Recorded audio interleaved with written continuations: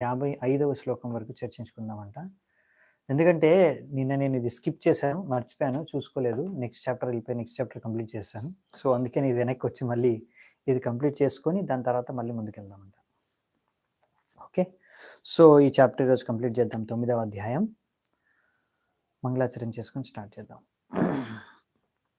ఓం అజ్ఞానతిమిరాంధస్య జ్ఞానాంజనాశలాకయా చక్షోరున్మిళితం యేన తస్మై శ్రీగురవే నమః. శ్రీచైతన్యమనోభీష్టం స్థాపితం యేన భూతలే స్వయం రూపః కదా మహ్యం దదాతి స్వపదాంతికం. వందేహం శ్రీగురూన్ శ్రీయుతాపదకమలం శ్రీగురూన్ వైష్ణవాంశ్చ. శ్రీరూపం సాగ్రజాతం సహగణ రఘునాథాన్వితాం తం సజీవం సాద్వైతం సావధూతం పరిజన సహితం కృష్ణ చైతన్యదేవం శ్రీరాధా కృష్ణపాదాన్ సహగణ లలితా శ్రీ విశాఖాన్వితాంశ్చ. నమా ఓం విష్ణుపాదాయ కృష్ణప్రేష్టాయ భూతలే శ్రీమతే భక్తివేదాంత స్వామినితే నామినే. నమస్తే సారస్వతే దేవే గౌరవాణి ప్రచారిణే నిర్విశేష శూన్యవాది పాశ్చాత్యదేశతారిణే. నమో మహావదన్యాయ కృష్ణ ప్రేమ ప్రదాయతే కృష్ణాయ కృష్ణ చైతన్య నామినే గౌరత్విషే నమః. హే కృష్ణ కరుణా సింధో దీనబంధు జగత్పతే గోపేశ గోపికా కాంత రాధాకాంత నమోస్తుతే. తప్త కాంచన గౌరాంగే రాధే వృందావనేశ్వరి వృషభానుసుతే దేవి ప్రణమామి హరిప్రియే. నీలాచల నివాసాయ నిత్యాయ పరమాత్మనే బలభద్ర సుభద్రాభ్యాం జగన్నాథాయ తే నమః. వాంఛాకల్పతరుభ్యశ్చ కృపాసింధుభ్య ఏవ చ పతితానాం పావనేభ్యో వైష్ణవేభ్యో నమో నమః.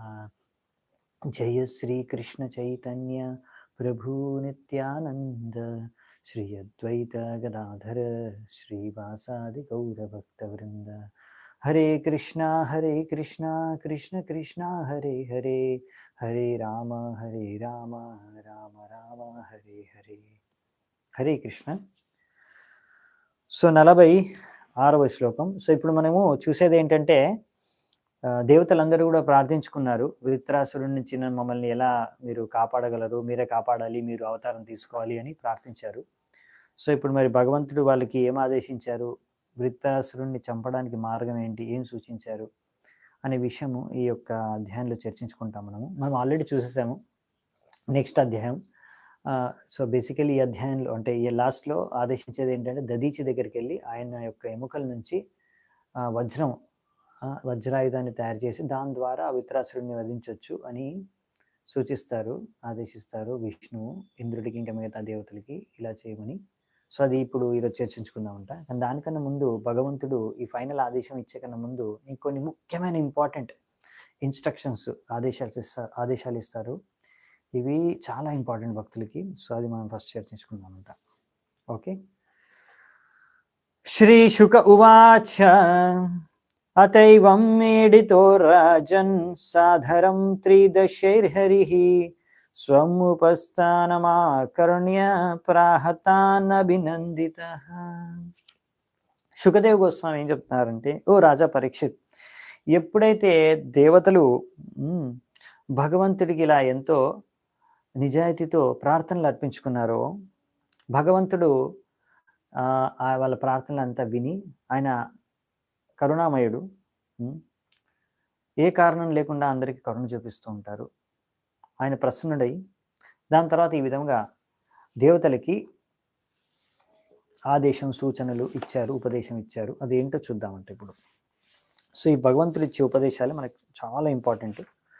సో మనం కొద్దిగా చర్చించుకుందామంట. శ్రీ భగవానువాచ ప్రీతోహం వః సురశ్రేష్ఠ మధుపస్థాన విద్యయా ఆత్మైశ్వర్య స్మృతి పుంసాం భక్తిశ్చైవ యయామయీ. భగవంతుడు ఏమంటారంటే, ఓ ప్రియమైన దేవతలారా, మీరు నా కోసం ఎన్నో ప్రార్థనలు అర్పించారు, చాలా గొప్ప జ్ఞానంతో కూడుకున్నవి. ఇంకా నేను తప్పకుండానే దాని ద్వారా ప్రసన్నుడయ్యాను. సో, ఒక వ్యక్తి ఇలాంటి జ్ఞానం ద్వారా ముక్తిని కూడా సాధించగలడు. ఈ విధంగా నన్ను నా యొక్క స్థానాన్ని సరిగ్గా గుర్తుంచుకోగలడు. నా యొక్క స్థితి ఈ భౌతిక జీవితం కన్నా అతీతమైనది. హ్మ్. ఈ విధంగా సంపూర్ణమైన సరైన జ్ఞానంతో నాకు ప్రార్థన అర్పించుకోవడం ద్వారా భక్తుడు శుద్ధమవుతాడు.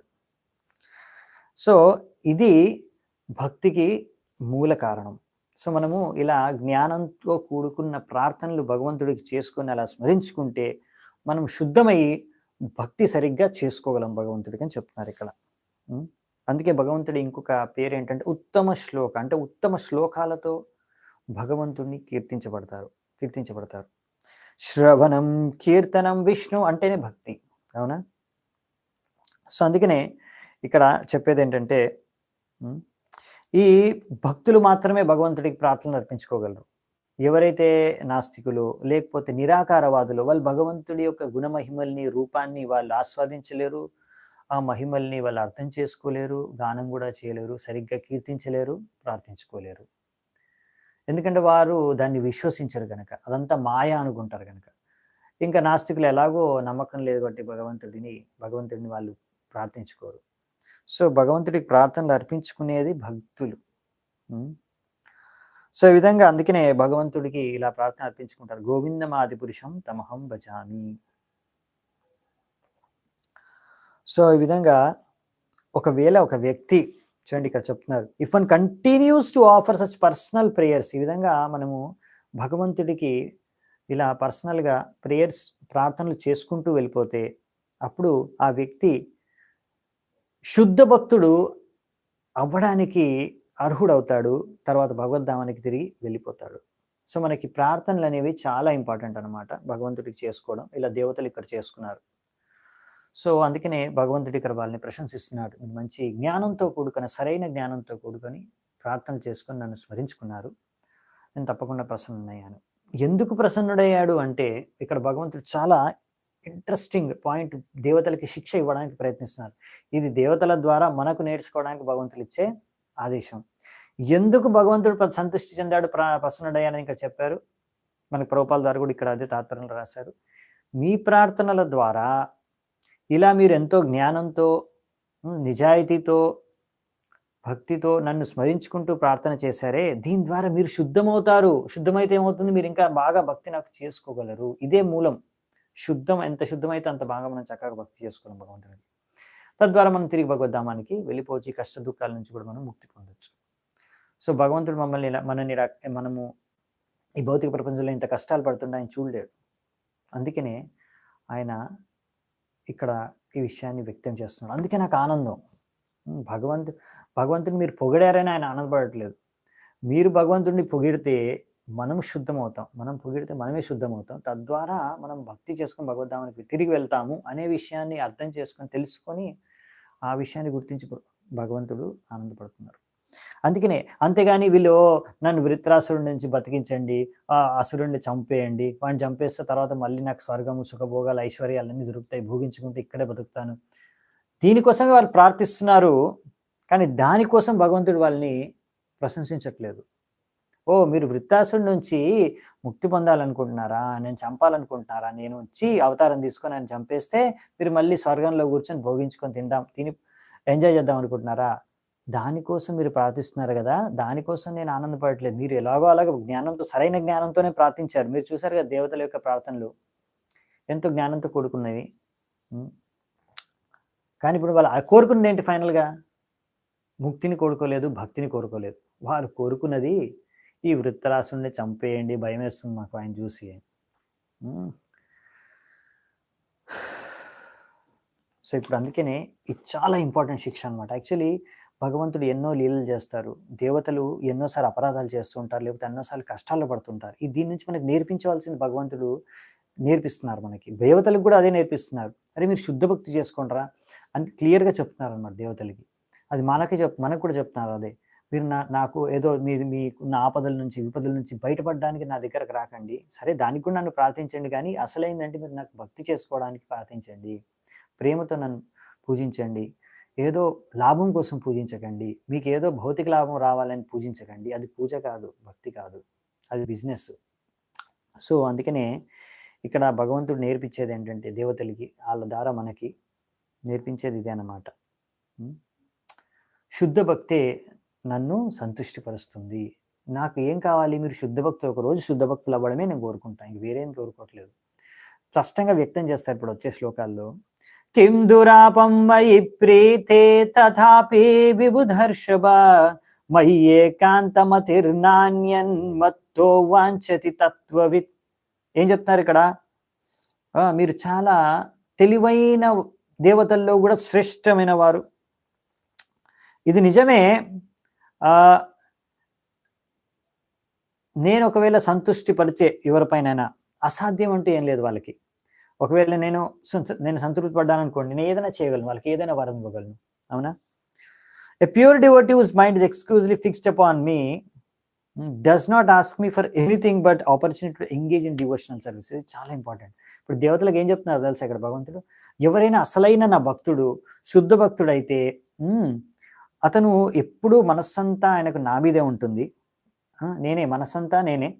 సో ఆయన ఎప్పుడు కూడా నన్ను ఇంకా దేని గురించి కోరుకోరు, ఒకటే కోరుకుంటాడు. ఎప్పుడూ నేను మీకు భక్తితో సేవ చేసుకోవాలి అని ఒకటే ఒక్క కోరిక ఉంటుంది భక్తుడి. ఆయన శుద్ధ భక్తుడు.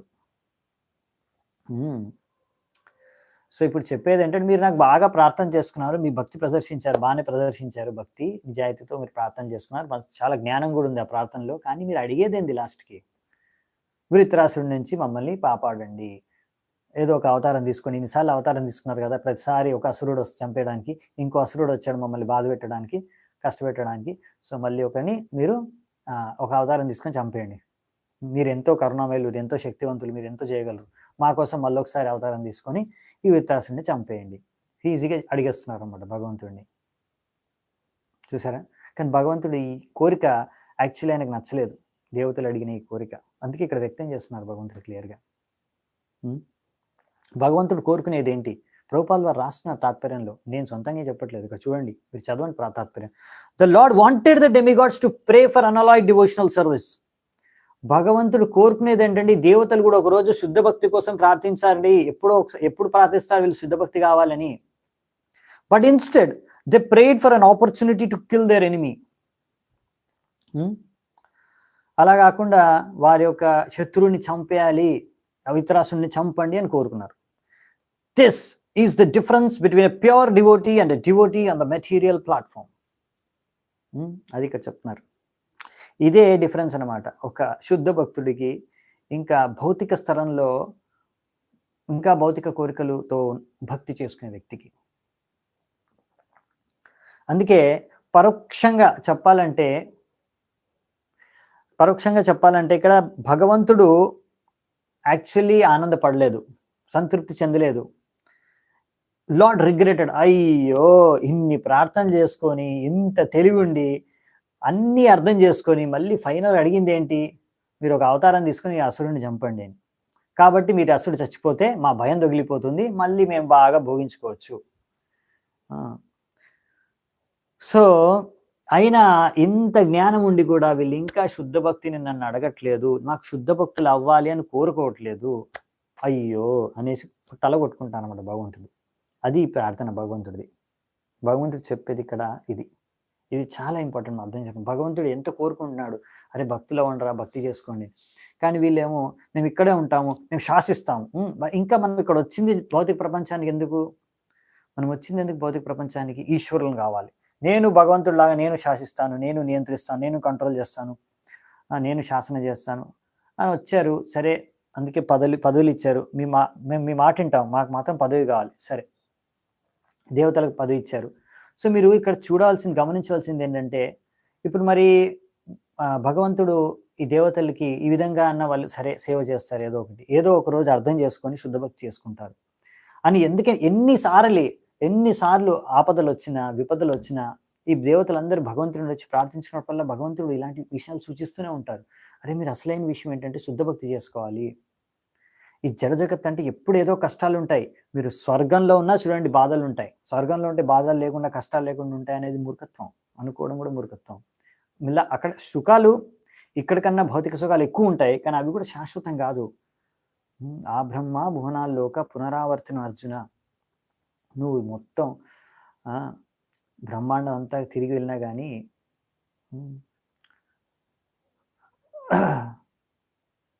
అక్కడ స్వర్గాల్లో భోగించినా కానీ మళ్ళీ ఇక్కడ తిరిగి రావాల్సింది మన కర్మ అయిపోయిన తర్వాత. సో క్షీణే పుణ్య మర్తిలోక విశంతి అని భగవద్గీతలో చెప్తారు కృష్ణుడు. ఇంకా చెప్తున్నారు, వాళ్ళకి బాగా అర్థమయ్యే విధంగా చెప్తారు. అయినా పాపం దేవతలు అర్థం చేసుకోలేకపోతున్నారు. భగవంతుడు అదే బాధ. నవేద కృపణ శ్రేయ ఆత్మనో గుణవస్తు దృక్ తస్య తానిచ్చతో యచ్చేత్ యది సోపి తథావిదః. ఎవరైతే ఇలా ఆలోచిస్తారో, మెటీరియల్ అసెట్స్ అంటే నాకు ఈ రకమైన రకరకాల భౌతిక సువిధలు, వస్తువులు, ఐశ్వర్యాలు, ఇదే జీవితం, ఇదే నా సర్వస్వం అనుకునేవారు, or to be the ultimate goal of life, ఇదే నా జీవిత లక్ష్యం అనుకునే వాళ్ళని కృపణ అంటారంట. ఎందుకంటే వారు ఈ ఆత్మకు అసలైనది ఏది కావాలి అనే విషయం వాళ్ళకి, ఇంకా ఆత్మను సంతృప్తి పరిచేది ఏమిటి అనే విషయాన్ని ఇంకా వాళ్ళు గ్రహించలేకపోయారు కనుక. అంతేకాకుండా if one awards that which is desired by such fools he must also be considered foolish.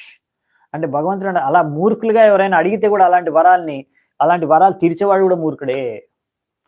So first of all దేవతల్ని మూర్ఖులు అని చెప్పేశారు డైరెక్ట్గా భగవంతుడు. ఎందుకంటే వాళ్ళు భౌతిక కోరికలు, ఇంకా భౌతికంగా భోగించాలి అనే భౌతిక కోరికలే వాళ్ళు ఉన్నాయి ప్రబలంగా అని.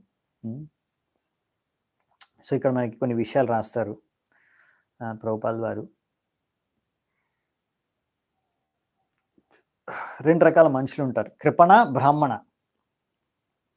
బ్రాహ్మణ అంటే ఎవరు బ్రహ్మ జ్ఞానం కలిగిన వాడిని బ్రాహ్మణ అంటారు. బ్రహ్మ జ్ఞానం అంటే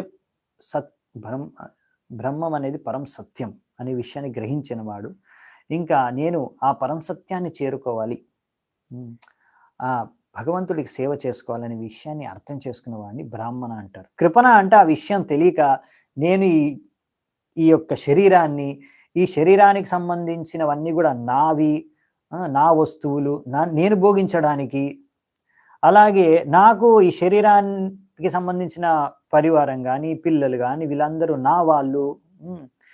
సో ఇలా నాది నేను అని జీవించే వ్యక్తి ఈ భౌతిక చేతనతో భౌతిక కోరికల్ని పూర్తి చేసుకోవడానికి జీవిత లక్ష్యంగా జీవించే వ్యక్తిని కృపణ అంటారు.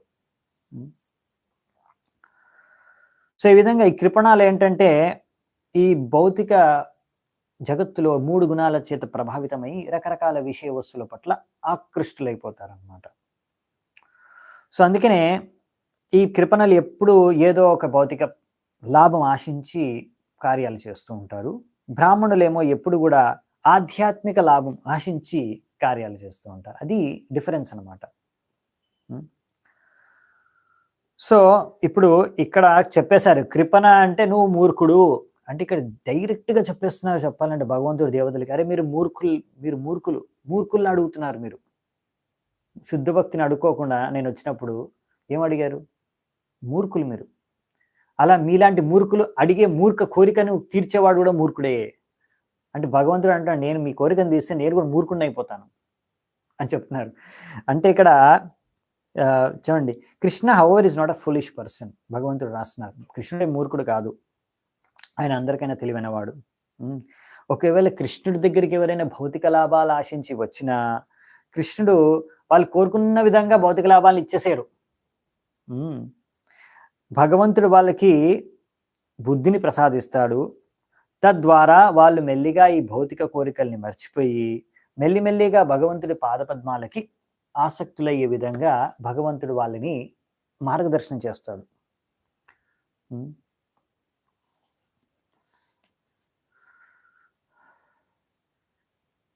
సో అందుకనే ఒకవేళ ఇలా కృపణుల వంటి వాళ్ళు కూడా భగవంతుడిని భౌతిక లాభాలు ఆశించి ప్రార్థించుకొని కోరుకుంటే భగవంతుడు వాళ్ళకి ఇచ్చిన ఆ కోరికలు తీర్చిన ఒకవేళ ఆఫర్స్ ప్రేయర్స్. భగవంతుడు ఏం చేస్తారంటే వాళ్ళ అన్ని భౌతిక వస్తువుల్ని కూడా హరించేస్తారు. తద్ ఇంకా వారికి సరైన బుద్ధి ప్రసాదిస్తారు భక్తులవ్వడానికి. చైతన్య చరితామృతలో భగవంతుడు చెప్తారు, చైతన్య మహాప్రభు, ఆమి విజ్ఞాయై మూర్ఖే విషయకే నదిబ స్వచరణామృత ధియ విషయ భూలైబ. సో భగవంతుడు, నేనేమంత మూర్ఖుణ్ణి కాదు, నేను చాలా తెలివైన వాడిని. ఆమె విజ్ఞ, నాకు తెలుసు ఏం చేయాలో. ఏ మూర్ఖులు విషయకేన దేవ, వాళ్ళకి విషయ వస్తువులు కావాలి. నేను ఎందుకు ఇస్తాను వాళ్ళకి విషయ వస్తువులు? స్వచరణామృత ధియ, నా చరణామృతాన్ని వాళ్ళకి ప్రసాదిస్తాను.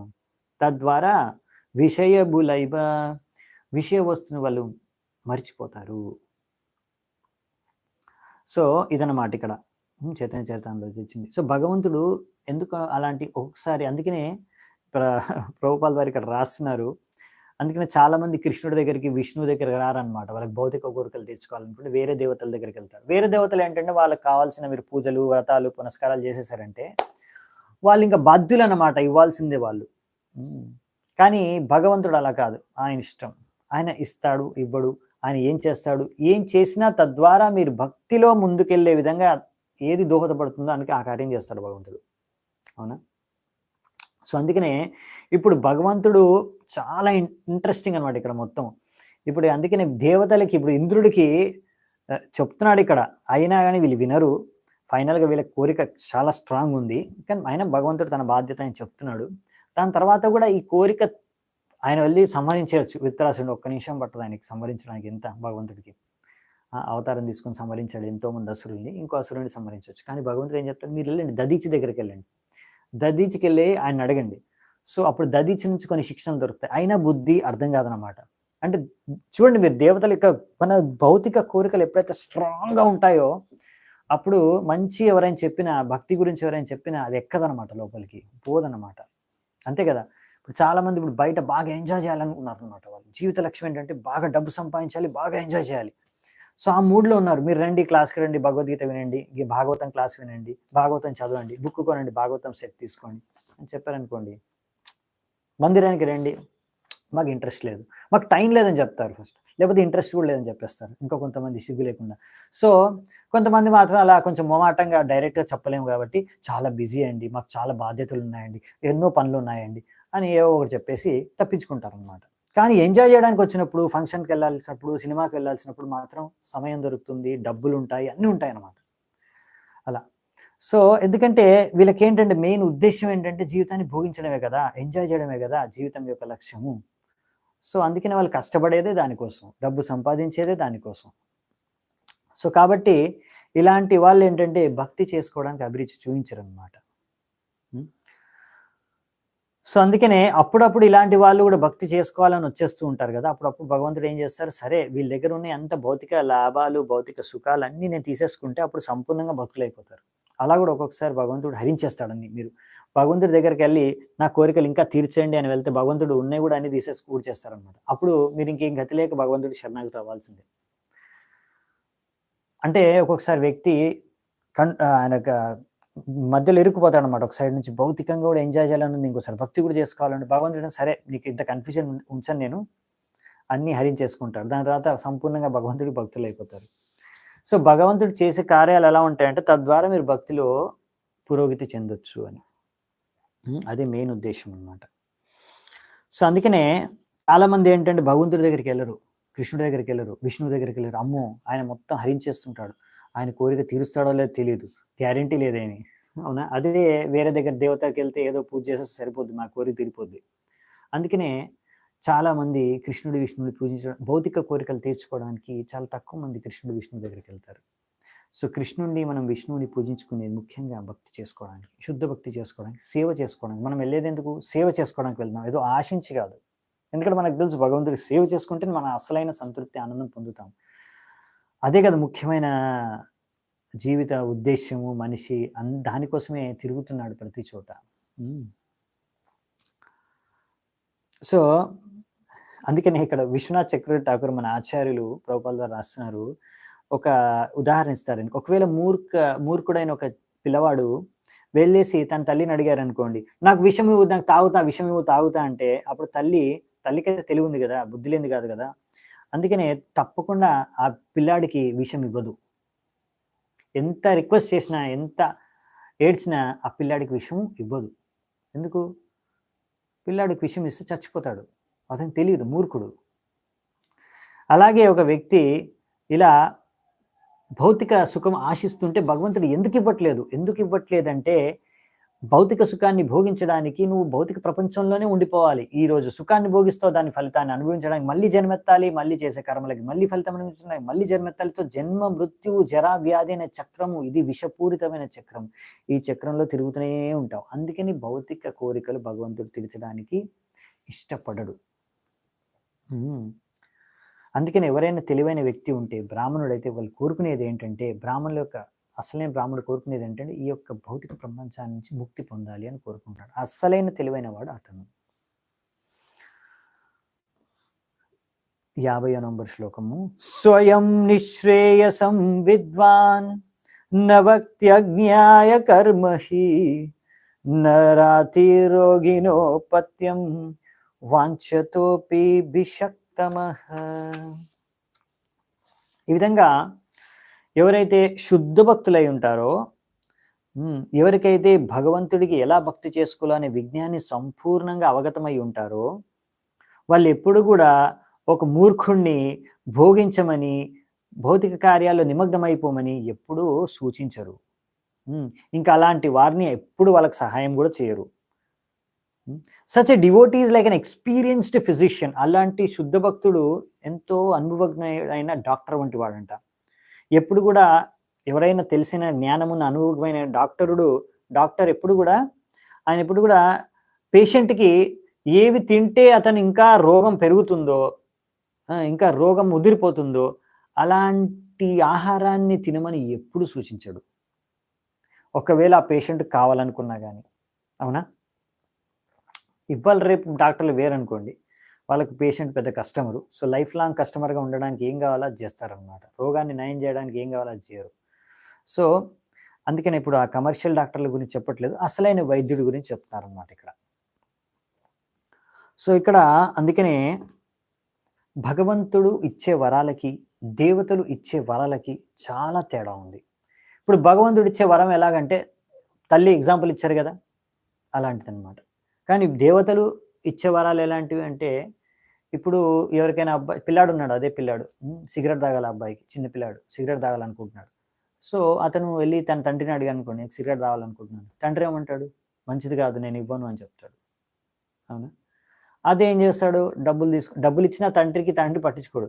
అదే షాపోడికెళ్ళి వాడు షాపోడికి ₹10 ఇచ్చి నాకు సిగరెట్ ఇయ్యి అంటే ఇచ్చేస్తాడు సిగరెట్. ఎందుకు? ఆ షాపోడికి ₹10 కావాలి, దొరికిపోయింది కదా! అలాగే దేవతలు అనమాట. మీరు దేవతలకి ఏమన్నా డబ్బులంటే ఏదో పూజలో ఏవో చేసేసి మీరు ప్రార్థించేసుకున్నారనుకోండి, యజ్ఞాలు ఏవో చేసి తర్వాత ఇది కోరుకుంటే ఇంకా దేవతలు బాధ్యులు అనమాట. వాళ్ళు ఇవ్వాల్సింది ఇచ్చేస్తారు. మీకేం కోరిక కావాలి తీసుకో. సో, కానీ అదే భగవంతుడు కృష్ణుడైతే, అరే వీడికి ఇది ఇస్తే వీడు ఇంకా భౌతిక ప్రపంచంలో మునిగిపోతాడు, భౌతిక జగత్తులోనే ఉండిపోతాడు అనిపిస్తే తను ఇవ్వడు. ఒకవేళ ఇచ్చినా ఆ ఇచ్చే ప్రాసెస్‌లోనే మళ్ళీ మీకు ఎలాగైనా ఒక మార్గదర్శనం ఎలాగైనా మిమ్మల్ని మీ యొక్క చేతనను పైకి తెప్పించే విధంగా ప్రయత్నం చేస్తారు. ఇప్పుడు మనం చూస్తాం, అది మొత్తం వృత్రాసుర వృత్తాంతంలో ఇదొక ముఖ్యమైన, ఇది భగవంతుడి యొక్క అసీమ కరుణ, కృప, దయ అది మీరు చూడొచ్చనమాట. అందుకే ఇప్పుడు ఇక్కడ దేవతలకు చెప్పేది ఏంటంటే, డైరెక్ట్‌గా ఆయన వెళ్ళి చంపట్లేదు విష్ణువు వెళ్ళి డైరెక్ట్‌గా వృత్రాసురుడిని చంపట్లేదు. ఆయనకి ఎంతసేపు. కానీ ఆయన ఏమంటాడు, ఇంద్రుడిని ఎళ్ళు దధీచి దగ్గరికి వెళ్ళి అడుగు, నీ ప్రాణాలు ఇచ్చేయి అని, నీ ఎముకలు కావాలని అడుగు. అప్పుడు అట్లీస్ట్ ఇంద్రుడు ఒక రోజున అర్థం చేసుకుంటాడు, దధీచి నువ్వు చచ్చిపోయి నా ప్రాణం నేను బతికించుకోవడానికి, నా పదవిని నేను సంపాదించుకోవడానికి, నేను భోగించడానికి నీ ప్రాణాలు తీసుకుంటున్నాను నేను. అప్పుడైనా బుద్ధి వస్తుందేమో వాడికని. లేకపోతే నెక్స్ట్ వెళ్ళి తర్వాత అసురుడితో మనం నెక్స్ట్ అది రేపు చూస్తాం, చర్చించుకుంటాము. వృత్రాసురుడితో యుద్ధం జరిగేటప్పుడు ఇంద్రుడు షాక్ అయిపోతాడు. ఎందుకు అంటే వృత్రాసురుడు ఎంత గొప్ప భక్తుడో అప్పుడు ఇంద్రుడికి అర్థమవుతుంది. ఇంద్రుడు వృత్రాసురుడి నుంచి కూడా క్లాస్ వింటాడు, భాగవతం క్లాస్ వింటాడు. ఆయన యుద్ధ భూమిలో భగవంతుడు శ్రీకృష్ణుడు అర్జునుడికి గీత బోధించినట్టుగా ఇక్కడ వృత్రాసుడు యుద్ధ భూమిలో యుద్ధం చేసే మధ్యలోనే క్లాస్ తీసుకుంటాడనమాట ఇంద్రుడికి. శుద్ధ భక్తి అంటే ఏందో నేర్పిస్తాడనమాట. సో అలాంటి అసురుడు ముఖాన్ని నుంచి నేర్పిస్తాడనమాట. ఇంకా అసురుడు ఎంత గొప్ప భక్తుడు, విత్రాసుడు ఎంత గొప్ప భక్తుడు అది కూడా అందరికీ తెలియజేస్తారనమాట భగవంతుడు. ఎప్పుడు భగవంతుడు కోరుకునేది ఏంటంటే భక్తులు ఎవరైతే శుద్ధ భక్తులు వాళ్ళ కీర్తి పెంపొందిస్తాడు. అలాగే ఇంకా ఎవరైతే శుద్ధ భక్తులు కాలేదో వాళ్ళకి రకరకాల పనిష్మెంట్స్ కానీ, కష్టాలు కానీ, ఉపదేశాలు కానీ, ఆదేశాలు కానీ ఏ విధంగా ఇస్తారంటే మెల్లిగా శుద్ధ భక్తులు అయ్యే విధంగా ఇస్తారన్నమాట. అదే విధంగా ఇక్కడ ఇంద్రుడికి కూడా ఇస్తున్నారనమాట. ఎందుకంటే దేవతల దగ్గరికి చాలా మంది వెళ్తారు, ఎందుకంటే భౌతిక కోరికలు తీర్చుకోవడానికి. అది మనకు భగవద్గీతలో కూడా ఇచ్చారు. కామైస్తైస్తే హృత జ్ఞాన ప్రపద్యంతేన రాధమః ప్రపద్యంతన్య దేవతః తం తం నియమమాస్తాయ ప్రకృత్యా నియతాస్తయ. సో ఇలా రకరకాల దేవతల దగ్గరికి జనాలు కోరికలు తీర్చుకోవడానికి వెళ్తారు, రకరకాల కోరికలు. సో అందుకనే కానీ ఇవేంటంటే ఎన్ని కోరికలు మీకు దేవతలు ఇచ్చినా అవన్నీ కూడా శాశ్వతం కాదు. మీరు మృత్యు సమయంలో అన్నీ ఖతమైపోతాయి, అన్ని ఇంకా ముగిసిపోతాయి. ఆ కోరికలు, ఆ ఫలాలన్నీ కూడా ముగిసిపోతాయి అన్నమాట. శాశ్వతమైన ఫలాలు అవి ఇవ్వవు. ఎందుకంటే జగత్తే శాశ్వతం కాదు కాబట్టి, భౌతిక జగత్తే శాశ్వతం కాదు కాబట్టి మీకు భౌతిక ఫలాలన్నీ కూడా శాశ్వతం కాదు. కానీ చాలా మంది ఏంటంటే ఇవన్నీ విశ్వసించరు. మనం బతుకున్నంత వరకు ఎంజాయ్ చేయాలి అంతే, తర్వాత చచ్చిన తర్వాత ఏమొద్దు, ఎవరు చూసారులే అనుకుంటారు. అందుకే వీళ్ళని మూర్ఖులు అంటారు అనమాట. సో నెక్స్ట్ వచ్చేసి ఇక్కడ ఒకవేళ కృష్ణుడి దగ్గరికి ఎవరైనా వస్తే మాత్రం భగవంతుడు వాళ్ళకి ఎలాంటి వరాలు ఇస్తారు, ఎలాంటి మార్గదర్శనం చేస్తారంటే తిరిగి భగవద్ధామం వచ్చే విధంగా చేస్తారనమాట. ఎందుకు అంటే ఇప్పుడు భగవంతుడు వాళ్ళని మోసం చేయట్లేదు. ఎందుకంటే వీళ్ళు అందరూ భగవంతుడి దగ్గరికి, విష్ణువు దగ్గరకు ఒకవేళ భౌతిక కోరికలు తీర్చుకోవడానికి ఎందుకు వస్తున్నారు? వాళ్ళు ఏమనుకుంటున్నారంటే ఈ కోరిక ద్వారా ఇది నేను తీరితే నాకు ఆనందం లభిస్తుంది, నాకు సుఖం దొరుకుతుంది అనుకుంటాడు. అలాగనేసి భగవంతుడి దగ్గరికి వస్తున్నాడు. భగవంతుడు చూస్తాడు, అరే వీడు అనుకుంటున్నాడు ఈ భౌతిక కోరిక తీరితే సుఖం, వానికి ఆనందం దొరుకుతుందని. కాకపోతే అది తెలియదు వాడికి, దానివల్ల ఆనందం దొరకదు. కొంచెం ఆనందం ఇలా శాంపుల్ ఉంటుంది అంతే, కానీ యాక్చువల్లీ ఇంత దుఃఖం వెనకాల ఉంది, అది వానికి కనిపించట్లేదు. కాబట్టి వీడికి ఆనందం కావాలి కదా, అసలైన ఆనందము భక్తి చేసుకోవడం వల్ల, నాకు సేవ చేసుకోవడం వల్లనే ఇతనికి లభిస్తుంది. ఎందుకంటే నేను సృష్టించాను కదా, నాకు తెలుసు వీడికి ఎలా సుఖం లభిస్తుందో. సో అందుకే దానికి భగవద్ధామానికి రావాలి, లేకపోతే ఇక్కడ ఉన్నప్పుడు భక్తి చేసుకోవాలి, అది ఒకటే మార్గం. కాబట్టి అందుకే భగవంతుడు ఆయన అసలైన కోరిక కారణం ఆనందం పొందడం. సో అది ఎలా పొందాలి? భగవద్ధామానికి తిరిగి వెళ్ళినప్పుడే మనం పొందగలం, భగవంతుడికి సేవ చేసుకున్నప్పుడే మనం పొందగలం. అందుకనే భగవంతుడు ఆ విధంగానే మార్గదర్శనం చేస్తాడు అనమాట భక్తుల్ని. ఎవరైనా కోరికలతో, భౌతిక కోరికలతో వచ్చే భక్తులు. ఎందుకంటే భక్తులు అన్నాక రకరకాల స్థాయిలో ఉంటారు. శుద్ధ భక్తులు అన్నట్టుగా అల్టిమేట్ భగవంతుడు కోరుకునేది అదే, అందరూ శుద్ధ భక్తుల స్థాయికి వెళ్ళాలని. కానీ ఇప్పుడు భక్తిని అనుసరించే ఎన్నో స్థరాలు ఉన్నాయి. అలా రకరకాల భౌతిక కోరికలతో కూడుకుని కూడా మిశ్రణ భక్తి చేస్తూ ఉంటారు చాలామంది. అందుకనే భగవంతుడు చెప్పేది ఏంటంటే ఈ విధంగా ఎవరైనా సరే భక్తి చేసుకుంటే అప్పుడు భగవద్ధానికి తిరిగి రావచ్చు. దానికి అర్థం చేసుకోవాలి, భగవంతుడిని అర్థం చేసుకోవాలి, భగవంతుడి దివ్యత్వాన్ని అర్థం చేసుకోవాలి. జన్మ కర్మ చ మే దివ్యం ఏవం యో వెత్తి తత్వతః త్యక్వా దేహం పునర్జన్మ నైతి మామేతి స్వర్చున.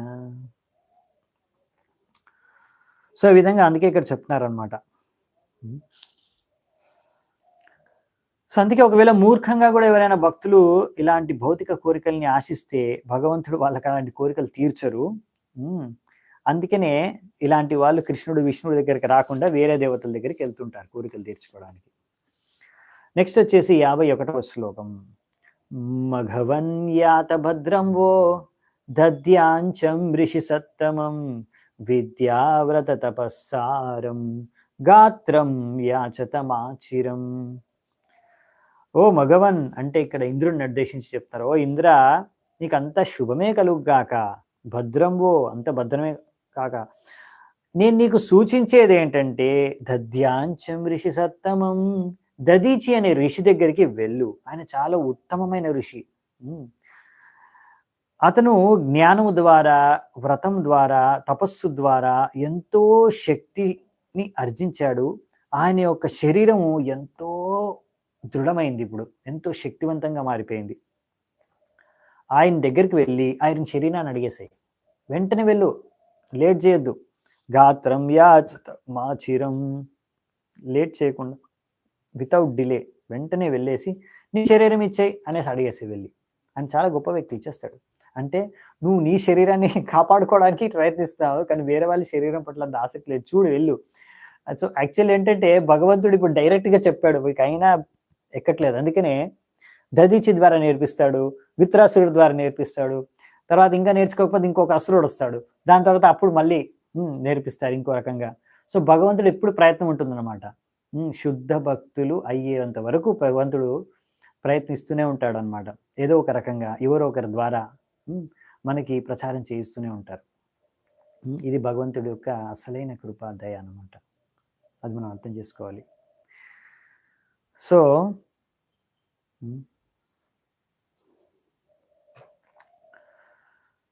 సో ప్రతి ఒక్కరికి కూడా శరీరం అంటే ఆసక్తి, అవునా కాదా? కానీ మనకు శరీరం కావాలి, మనం శుద్ధ భక్తులైనా కానీ may also be comfortable, but is not eager for such a benediction. So మనం కూడా మంచి శరీరం ఉంటే మనము సేవ చేస్తాం, భగవంతుడి సేవలో ఉపయోగిస్తాం, కానీ అదే జీవిత లక్ష్యంగా పెట్టుకోం మనం. అదనమాట పాయింట్. సో ఇక్కడ ఇంద్రుడు ఏంటంటే నేను కంఫర్ట్లో బతకాలి, కంఫర్ట్లో ఎక్కడ కాంప్రమైజ్ అవును.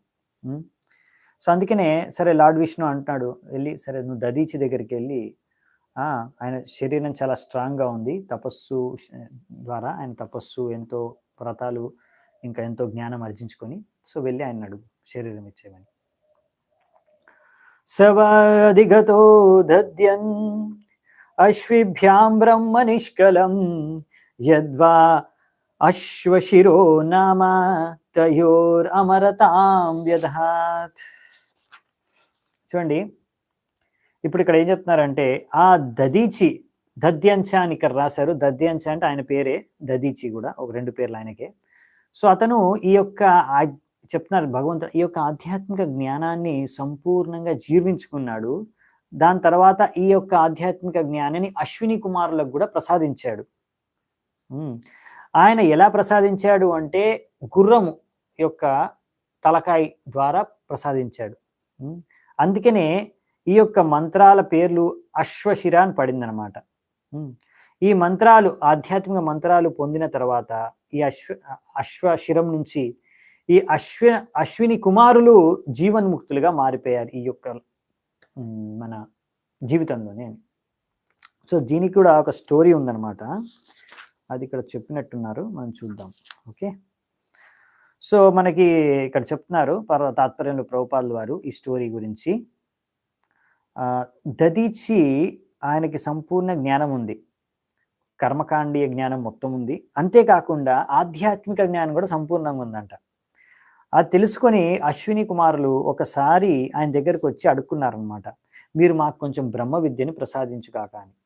అప్పుడు దధీచి అని అన్నాడు అనమాట, నేను ఇప్పుడు కొన్ని కర్మకాండీయ కార్యక్రమాల్లో నిమగ్నమై ఉన్నాను, కాసేపైన తర్వాత రండి అని. సో ఇలా అశ్విని కుమారులు వెళ్ళిపోయిన తర్వాత ఇంద్రుడు వచ్చేసాడు అక్కడికి. వచ్చేసి దధీచి దగ్గర చెప్పాడు అనమాట, అరే నువ్వు ఆయనకి ఇచ్చేస్తా అంటున్నావు, మళ్ళీ రమ్మని చెప్తున్నావు, ఈ అశ్విని కుమారులు ఏంటి, వాళ్ళు డాక్టర్లు, వాళ్ళకి ఈ ఆధ్యాత్మిక జ్ఞానం ఎందుకు అవసరం, వాళ్ళకి ఏం అవసరం లేదు, నువ్వేమి వాళ్ళకి జ్ఞానం ఇవ్వాల్సిన అవసరం లేదు అనేసి ఇంద్రుడు దధీచి చెప్పి వెళ్ళిపోయాడు. ఒకవేళ నువ్వు దధీచికి అంటే నువ్వు ఈ అశ్విని కుమారులకి గనక వాళ్ళు ఈ ఆధ్యాత్మిక జ్ఞానాన్ని ఇచ్చావనుకో, నా ఆదేశాన్ని ఉల్లంఘించి నేను తలకాయ తీసేస్తాను.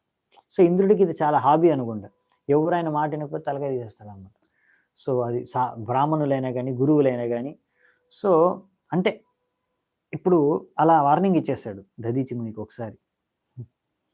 చూడండి, ఇలా వార్నింగ్ ఇచ్చిన తర్వాత వెళ్ళిపోయిన తర్వాత ఇంద్రుడు స్వర్గానికి, అశ్విని కుమారులు వచ్చారు. వాళ్ళకి అర్థమైపోయింది, ఓహో ఇంద్రుడు కోరిక ఇదనమాట. సో ఇంద్రుడికి ఇష్టం లేదు మేము ఆ జ్ఞానాన్ని సంపాదించడం, ఆధ్యాత్మిక జ్ఞానాన్ని. అందుకనే మళ్ళీ దధీచి దగ్గరికి వెళ్ళి మళ్ళీ బ్రహ్మ విద్య ఇవ్వమని అడిగారు. అప్పుడు దధీచి అన్నాడు, చూడండి మాకు ఇంద్రుడు ఆల్రెడీ వార్నింగ్ ఇచ్చి వెళ్ళాడు, మీకు జ్ఞానాన్ని ఇస్తే నా తలకాయ తీసేస్తారంట, మరి ఏం చేయమంటున్నాను నేను, మీరేం కంగారు పడకండి, మేము డాక్టర్లు, మేము ఎక్స్పర్ట్ సర్జన్స్, ముందే మీ తలకాయ మేమే తీసేస్తాం, తీసేసి అక్కడ దాని ప్లేస్‌లో ఒక గుర్రం తలకాయని పెట్టేస్తాం. సో, మీరు ఆ గుర్రం తలకాయలో నుంచే, ఆ గుర్రం ముఖాన్ని నుంచే మాకు మొత్తం ఈ ఆధ్యాత్మిక జ్ఞానాన్ని, బ్రహ్మ విద్యాన్ని ఇచ్చేసేయండి. ఆ బ్రహ్మ విద్యాన్ని ఇచ్చేసిన తర్వాత మళ్ళీ ఇంద్రుడొచ్చి తలకాయ తీసేయాలి గదా! నీ ఆ యొక్క గుర్రం తలకాయని తీసేస్తాడు. దాని తర్వాత మళ్ళీ మేమొచ్చేసి మీ ఒరిజినల్ తలకాయని పెట్టేస్తాం. ఓకేనా? ఈ విధంగా మంచి ప్లానేసుకుంటారనమాట. సో, వీళ్ళు ఎక్స్‌పర్ట్ సర్జన్స్, డాక్టర్స్ గదా! వీళ్ళు దధీచికంటే సరే అని దధీచి ఒప్పుకొని ఈ ప్లాన్‌కి వాళ్ళకి బ్రహ్మ విద్యని అందిస్తాడనమాట. ఆ ప్లాన్ ప్రకారమే వాళ్ళకి బ్రహ్మ విద్య దొరుకుతుంది. అందుకనే ఈ బ్రహ్మ విద్ విద్యని అశ్వశిర అని గూడా అంటారనమాట. హ్మ్. ఎందుకంటే ఆయన అశ్వం అంటే యాక్చువల్లీ గుర్రం. సో, గుర్రం యొక్క తలకాయ నుంచి ఈ వచ్చిన జ్ఞానం గనక దీన్ని అశ్వశిర అని గూడా అంటారు. ఈ జ్ఞానాన్ని అశ్విని కుమారులకు ఆయన ఇచ్చాడనమాట. సో, ఇదొకసారి జరిగిన ఘటన. చూడండి, ఇంద్రుడు యాక్చువల్లీ ఇంద్రుడు ఎందుకు ఇలా వ్యవహరిస్తున్నాడు అప్పుడప్పుడు అంటే ఇదే అండి పాయింట్ చెప్పేది ఇక్కడ. భగవంతుడు ఈ లీలల ద్వారా మిమ్మల్ని కన్‌ఫ్యూజ్ చేయడానికి కాదు. ఈ లీలలు చేసింది, ఈ లీలలు చేయించింది, లేకపోతే ఈ లీలల్ని ఇక్కడ భాగవతంలో ఇచ్చింది. ఆ! అరే! ఇంద్రుడు భక్తుడా? ఇంద్రుడు దేవత అయితే ఇలా ఎందుకు చేశాడు? ఇలా ఎందుకు వ్యవహరించాడు? భౌతిక కోరికలున్న ప్రతి వ్యక్తి తన స్వార్థం కోసం ఎవ్వరినైనా చంపేయగలడు. ఏదైనా చేయగలడు. ఎంతకైనా దిగజారగలడు. ఎందుకంటే స్వార్థపరులు. సో, ఇలాంటి స్వార్థపరులు భౌతిక కోరిక అంటేనే స్వార్థం. సో, అందుకనే ఓన్లీ శుద్ధ భక్తులు మాత్రమే, భగవంతుడి శుద్ధ భక్తులు, వైష్ణవులు మాత్రమే నిస్వార్థంగా సేవ, నిస్వార్థంగా ఇంకొకటి మేలు, అసలైన మేలు చేయగలరు. ఇలాంటి స్వార్థపరులు ఈరోజు మేలు చేసినా మీకు ఏదో ఆశించి కోరుకొనే చేస్తున్నారు. సో, రేపు వాళ్ళు మీకు కీడు చేయరు అని ఏమీ గ్యారంటీ లేదు. అందుకనే ఇలాంటి భౌతిక కోరికలతో ఉన్న వ్యక్తులని, లేకపోతే మనస్సు, ఇంద్రియాల పైన ఇంకా నిగ్రహణ లేని వ్యక్తులని, విషయ వస్తువుల పట్ల ఆసక్తిగా జీవించే వ్యక్తులని మనం ఎప్పుడు కూడా జీవితంలో నమ్మడానికి వీల్లేదు అని శాస్త్రం చెప్తుంది. ఇంకో దగ్గర చెప్తారు ప్రభుపాదుల వారు, రాస్తారు. సో, నెక్స్ట్ 53వ శ్లోకం. దద్యన్ ఆతర్వణస్త్వస్త్రే వర్మాభేద్యం మదాత్మకం విశ్వరూపాయ యత్ప్రాదాత్ త్వష్టాయత్వం మధాస్తతః. సో, ఇప్పుడు దధీచి ముని యొక్క ఇన్విన్సిబుల్ ప్రొటెక్టివ్ నారాయణ కవచ covering known as the Narayana Kavacha was given to Twasta, who delivered it to his son Vishwarupa, from whom you have received it. Because of this Narayana Kavacha, Dadiji's body now is very strong. You should therefore beg him for his body. So, ఇప్పుడు ఇంద్రుడికి విష్ణువు చెప్పేది ఏంటంటే, so ఈ దధీచి యొక్క Dadhyancha invincible protective covering known as Narayana Kavacham ఏదైతే ఉందో ఆయన త్వష్టకి ఇచ్చాడు. త్వష్ట వచ్చేసి అది విశ్వరూపుడికి ఇచ్చాడు. ఆ విశ్వరూపుడి నుంచే నీకు లభించింది. అవునా? దీని కారణంగా, ఈ యొక్క నారాయణ కవచ కారణంగానే ఈ దధీచి ముని చాలా శక్తివంతుడు. అందుకే నువ్వు వెళ్ళి ఆయన శరీరాన్నే అడిగేసాయి అని చెప్తున్నారు అన్నమాట. 54వ శ్లోకం. యుష్మభ్యం యాచితోష్విభ్యాం ధర్మజ్ఞోన్గాని దాస్యతి తతస్తైరాయుధశ్రేష్టో విశ్వకర్మా వినిర్మితః येन वृत्र शिरो हर्ता మత్తేజ ఉపబ్రహ్మితః. అనువాదం ఏంటంటే, ఎప్పుడైతే ఇలా అశ్విని కుమారులు దధీచిని ఎప్పుడైతే అశ్విని కుమారులు నీ తరఫున వెళ్ళి దధీచి ముని అడిగారనుకోండి శరీరాన్ని, ఆయనకి అశ్విని కుమారుల పట్ల కొంచెం ఆప్యాయత ఉంది కదా, అందుకనే ఆయన ఇచ్చేస్తాడు అని చెప్తారు.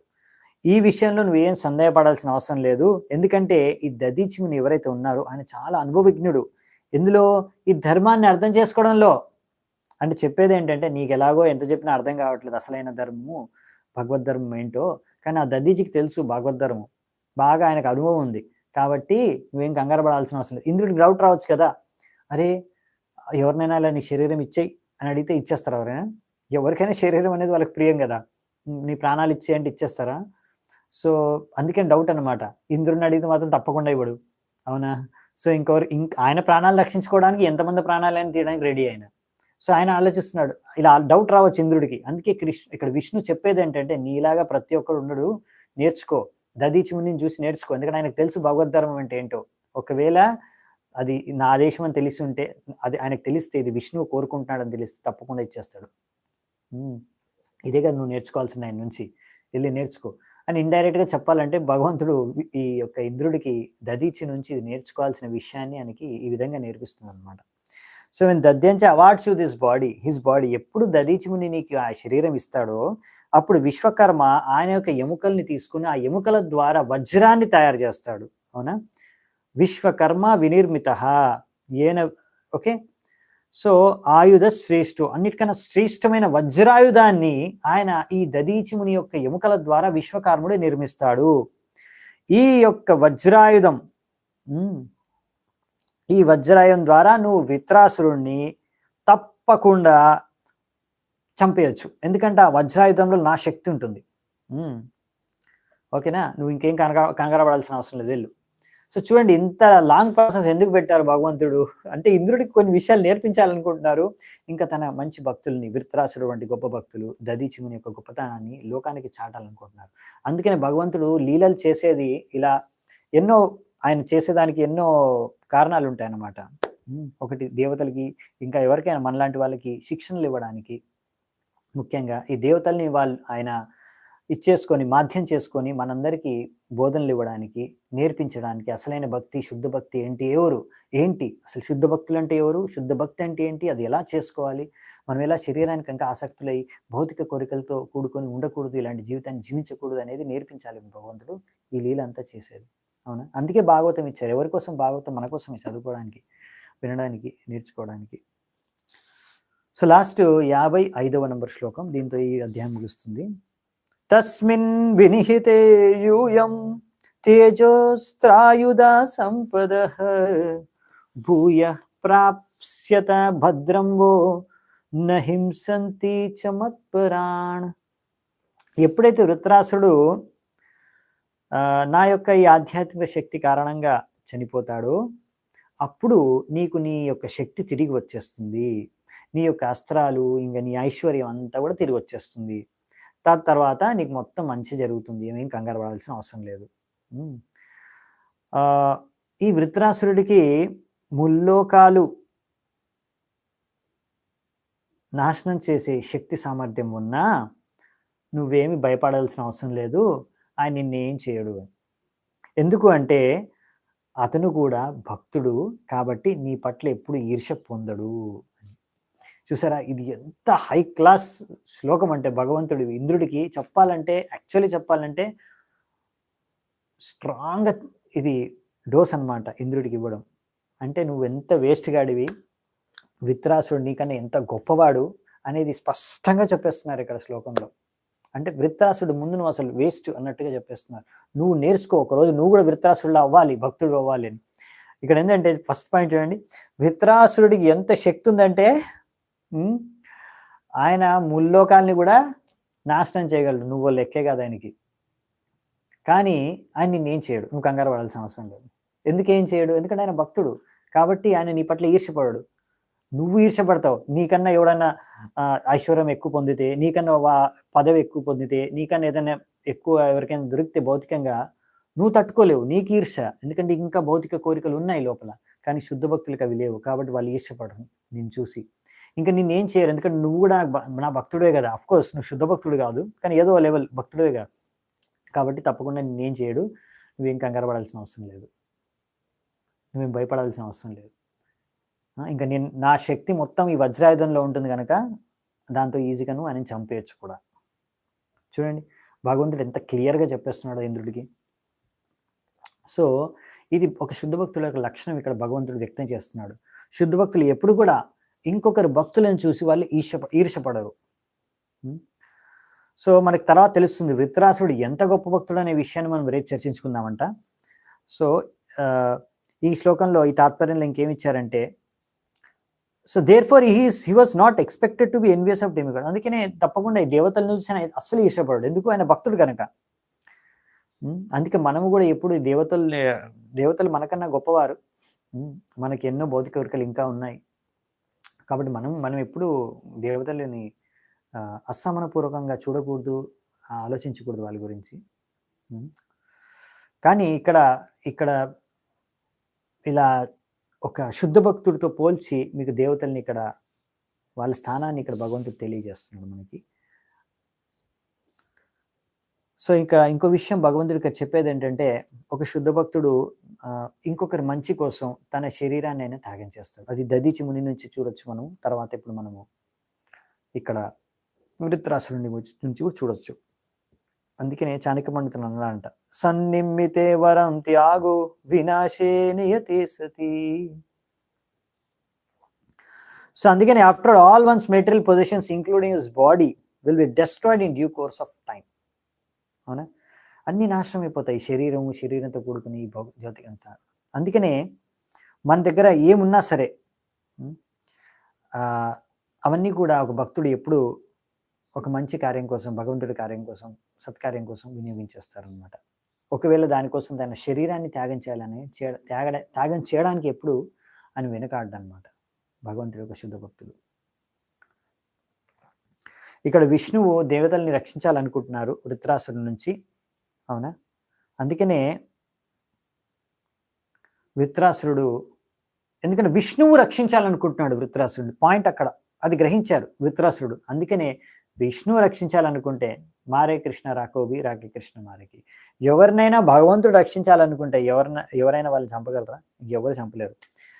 ఇంకోటి ఏంటంటే వృత్రాసురుడు భక్తుడు కాబట్టి భగవంతుడు ఆయన రక్షించాలనుకుంటున్నాడు కాబట్టి నేను ఆయన్ని చంపను, ఆయన ద్వారా నేనే చనిపోతాను. సో అందుకే చూడండి ఇక్కడ డిఫరెన్స్ ఏంటంటే, for a devotee there is no difference between living and dying. చాలా ఇంపార్టెంట్ పాయింట్ ఇది. ఒక భక్తుడికి జీవించి ఉన్న చనిపోవడంలో ఏమాత్రం డిఫరెన్స్ లేదంట, ఏమాత్రం తేడా లేదు. ఎందుకు అంటే జీవించి ఉన్నప్పుడు ఆయన భక్తి చేసుకుంటూ ఉంటాడు, చనిపోయిన తర్వాత కూడా భగవంతుడి దగ్గరికి వెళ్ళి భక్తి చేసుకుంటాడు. అవునా, సో ఆయన జీవించి ఉన్నా భక్తి చేసుకుంటాడు, చనిపోయిన తర్వాత ఎక్కడికి వెళ్ళినా అక్కడ భక్తి చేసుకుంటాడు కంటిన్యూ. ఎందుకంటే ఆయన ఎప్పుడు భగవంతుడిని భక్తి ఉంటాడు కాబట్టి ఆయన చనిపోయినా కానీ నెక్స్ట్ భగవంతుడి దగ్గరికి వెళ్తాడు. కాబట్టి ఆయనకు లాస్ లేదు. అవునా అవునా కాబట్టి ఆయన భక్తి అనేది ఎప్పుడు ఆగదు. ఎక్కడ జీవించడం వలన, మరణించడం వలన ఆయనకు డిఫరెన్స్ లేదు, ఎందుకంటే భక్తి కంటిన్యూ అవుతూనే ఉంటుంది. కానీ ఒక భౌతికవాది, భౌతిక కోరికలతో కూడుకున్న వ్యక్తి, ఆయనకి జీవించి ఉండడం చాలా ఇంపార్టెంట్. అంతేకాకుండా మరణిస్తే మళ్ళీ ఎక్కడికి వెళ్తాడో తెలియదు ఆయనకి, ఎందుకంటే ఆయన ఎన్ని పాపాలు చేస్తాడో తెలియదు భోగించడానికి, ఎంతమందిని చంపేశాడో తను భోగించడానికి తెలియదు. ఎన్నో పశువుల్ని చంపేసి తినేశాడు కదా, మర్డర్ చేసేసి మాంసం. సో మరి దానికి అంత రియాక్షన్ వస్తుంది మరి నెక్స్ట్ జన్మలో. ఆయనకు మళ్ళీ ఆయన అన్నిసార్లు కోసుకొని తింటారు జనాలు. సో అందుకనే భౌతికవాది ఎవరైతే ఉంటారో భౌతిక కోరికలు తీర్చుకోవడానికి, మరి భౌతిక కోరికలు తీర్చుకోవాలంటే భౌతిక దేహం కావాలన్నమాట, అంటే జీవించి ఉండాలి వ్యక్తి. సో అందుకనే అతను మరి చచ్చిపోయాడంటే తర్వాత ఏం జరుగుతుందో తెలియదు మరి ఆయనకి, ఏ నరకంలో వెళ్ళి ఎన్ని రకాల కష్టాలు అనుభవిస్తాడో తెలియదు. ఓకే, సో అందుకనే ఆయనకి చాలా డిఫరెన్స్, జీవన్ మృత్యులో చాలా డిఫరెన్స్ అనమాట, తేడా ఉంది. జీవించున్నంత కాలమే నువ్వు భోగించగలుగుతావు, మృత్యు తర్వాత ఎంత భోగించావో దానికి రియాక్షన్ అది కూడా భోగించాలన్నమాట. సో కానీ భక్తుడికి ఏంటంటే ఏ రియాక్షన్ ఉండదు, ఏ కర్మ ఆయనకు తగలదు, ఎందుకంటే ఆయన అంతా భగవంతుడి కోసం చేస్తాడు కాబట్టి తర్వాత కూడా భగవంతుడి కోసమే చేస్తూనే ఉంటాడు. అదనమాట చాలా పెద్ద డిఫరెన్సు. అందుకనే శుద్ధ భక్తుడు జీవించి ఉన్నా మృతి చెందినా ఆయనకేం లాస్ లేదు, ఏం తేడా లేదు. అవునా, కానీ ఒక భౌతికవాది చచ్చిపోతే మాత్రం ఆయనకు పెద్ద లాసు అని ఆయన భావిస్తాడు. కానీ అసలు భోగించడం కూడా లాసే, చనిపోవడం కూడా లాసే, అన్ని లాసే. ఒకటే ప్రాఫిట్ ఏంటంటే భగవంతుడికి భక్తి చేసుకోవడం. సో అందుకనే మనం భగవంతుడికి భక్తి చేసుకోవాలి అనేది ముఖ్యమైన శిక్ష మనకి శ్రీమద్ భాగవతం ఇచ్చేది ఈ అధ్యాయం కూడా. అందరికీ చాలా ధన్యవాదాలు, ఎంతో ఓపికగా క్లాస్ విన్నందుకు ఇంతసేపు. ఇది వృత్రాసురుడి యొక్క వృత్తాంతం చాలా ముఖ్యమైనది. చాలా చాలా ధన్యవాదాలు విన్నందుకు. హరే కృష్ణ. శిల ప్రభుపాదికి జై. గ్రంథరాజ్ శ్రీమద్ భాగవతం की जय. समवेत गौर भक्त वृंद की जय. निताई गौर सीतानाथ प्रेमानंदे. हरि हरि बोल.